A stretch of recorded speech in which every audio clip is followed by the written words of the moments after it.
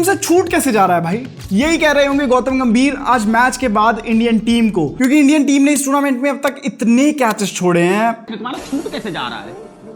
अरे मैं सीरियस हो जाऊंगा, डांट दूंगा बहुत कस के। तुम्हारा छूट कैसे रहा है यार? और आज के मैच का तो पूछो ही मत, हर दूसरे ओवर में कैचेस ड्रॉप हो रहे थे। आज इंडियन टीम की ऐसी फील्डिंग देखने के बाद गौतम गंभीर फील्डिंग कोच को भी यही कहेंगे कि तुम ऐसा करो कि फील्डिंग की कोचिंग छोड़ दो। तुम एक काम करो, आईएएस की तैयारी छोड़ दो।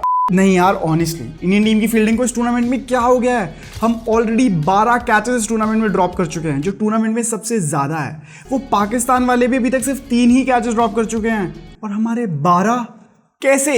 ये क्या है? ये कैसे हो गया?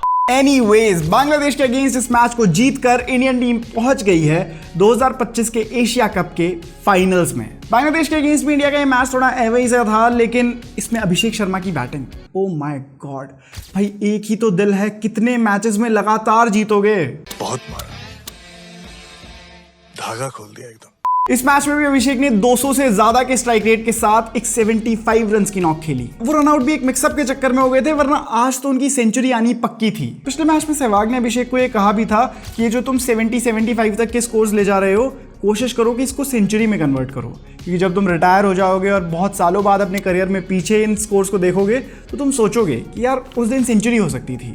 और आज अभिषेक खेल भी ऐसे ही रहे थे कि आज सेंचुरी बन जाएगी, लेकिन वो रनआउट ऐसे टाइम पर आया कि मैं क्या ही बोलूं। और दूसरी तरफ से इनके क्राइम पार्टनर गोगो शुभमन गिल ने बनाए 29 रन, और आज भी इनका ओपनिंग स्टैंड काफी मजबूत लग रहा था। शुरुआत आज अभिषेक ने फॉर अ चेंज थोड़ी स्लो करी, जहां पहले 3 ओवर्स में कुछ खास रन नहीं आए थे, लेकिन उसके बाद के अगले 3 ओवर्स में भाई इन दोनों ने आग लगा दी। आप सोचो कि पहले 3 ओवर्स के बाद इंडिया का स्कोर था सिर्फ 17 रन, जो कि इन दोनों के प्लेइंग स्टाइल के हिसाब से काफी कम था, लेकिन उसके अगले 3 ओवर्स में आए 55 रन, और पावर प्ले के एंड तक इंडिया का टोटल पहुंच चुका था 72 तक। दोनों तरफ से हवाई फायर हो रही थी, एक तरफ से अभिषेक के शॉट्स, दूसरी तरफ से शुभमन, और दोनों बहुत अग्रेसिवली खेल रहे थे। और इनकी ओपनिंग देखने में तो यार मैं कितनी तारीफ करूं।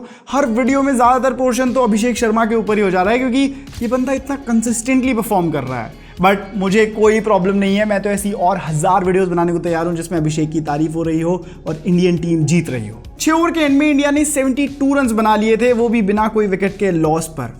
और इस हिसाब से सोचा जाए तो लग रहा था कि 20 ओवर के एंड तक इंडिया 200 का मार्क तो इजीली टच कर ही लेगी, लेकिन यहीं से चीजें इंडिया के लिए थोड़ी बिगड़ने लगी। अगले ही ओवर में शुभमन गिल पहले तो आउट हो गए, और फिर उसके बाद एंटिसिपेशन चल रही थी कि नंबर 3 की पोजीशन पे कौन बैटिंग करने आएगा, क्योंकि आजकल कुछ फिक्स नहीं है, कोई भी आ सकता है। मुझको तो लग रहा था कि सूर्या, तिलक या संजू में से शायद कोई आ जाए, लेकिन शिवम दुबे आज नंबर 3 पोजीशन पे बैटिंग करने आए। और क्यों? क्या? जब आपके पास संजू सैमसन जैसा टैलेंट है जो ऑलरेडी वेट कर रहा है कि आप मुझे ऊपर के ऑर्डर में खिलाओ, सूर्या और तिलक जैसे बैटर्स हैं जो टॉप ऑर्डर को स्टेबिलिटी देते हैं, लेकिन आप यहाँ पे शिवम दुबे को बैटिंग करने भेजते हो।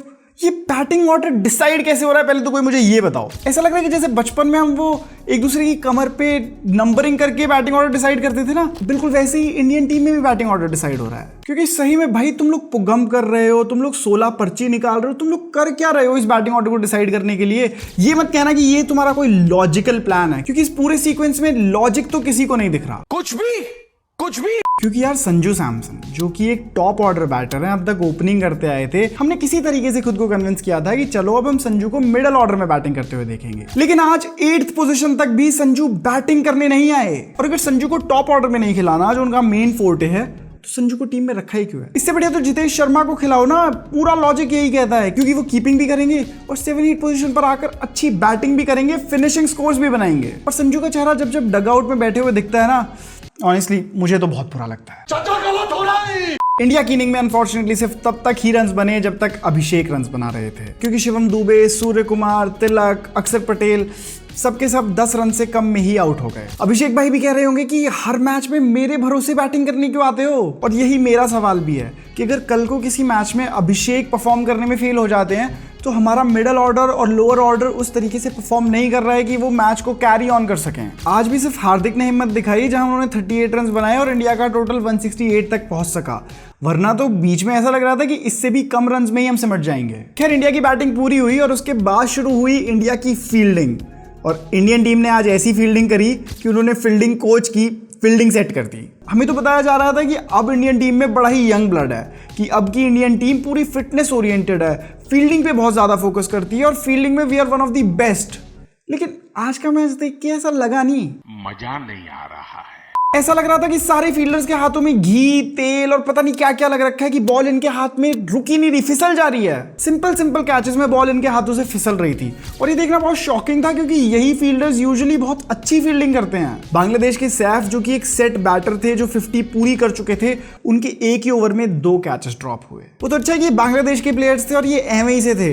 कोई और होता ना, कोई ऑस्ट्रेलियन होता, ट्रेविस हेड जैसा प्लेयर होता ना, तो वो इतने बुरे तरीके से पनिश करता कि इंडियन टीम मैच में बहुत पीछे हो जाती। बात मेरे मुंह से निकल गई गलती से, आज खबर कभी किसी को। लेकिन हम इस तरह की फील्डिंग पर आने वाले मैचेस में या फिर किसी एक बड़े टूर्नामेंट में काउंट नहीं कर पाएंगे।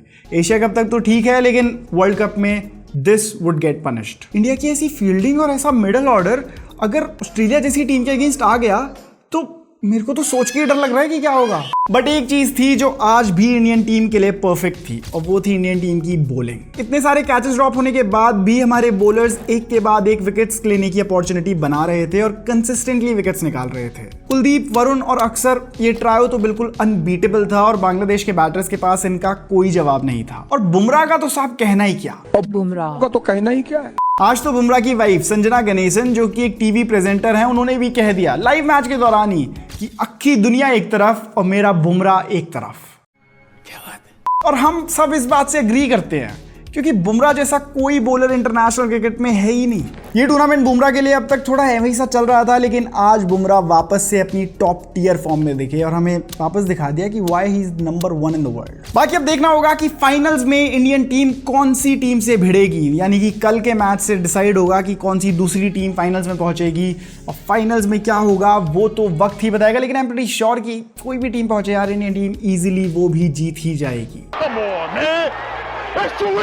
और उसी के लिए मैं बहुत एक्साइटेड हूँ, और साथ ही एक्साइटेड हूँ एक और चीज़ के लिए, वो ये है कि मैं बहुत जल्दी चैनल का नाम बदलने वाला हूँ। और मैं बार बार ये हर वीडियो में आपको रिमाइंड करा रहा हूँ, क्योंकि बहुत जल्दी इस चैनल का नाम हो जाएगा हर्ष नागर, ब्रैकेट्स में नेशनल बायोग्राफी। एंड जैसे ही वो होगा, मुझे आपका बहुत ज़्यादा सपोर्ट चाहिएगा, क्योंकि उस टाइम पर हो सकता है चैनल की रीच थोड़ी ऐसी सी हो जाए। तो उस टाइम पर मैं चाहता हूँ कि आप लोग मेरी वीडियोज़ को और ज़्यादा देखो और ज़्यादा शेयर करो, ताकि कम्युनिटी में भी ये बात फैल सके कि हमारे चैनल का नाम अब बदल चुका है। बाकी वीडियो कैसी लगी है मुझे कमेंट्स में बता देना। वीडियो अच्छी लगी है तो वीडियो कर दो लाइक, चैनल को कर दो सब्सक्राइब। मैं मिलूंगा आपको अगली वीडियो में, तब तक सायोनारा, बाय बाय।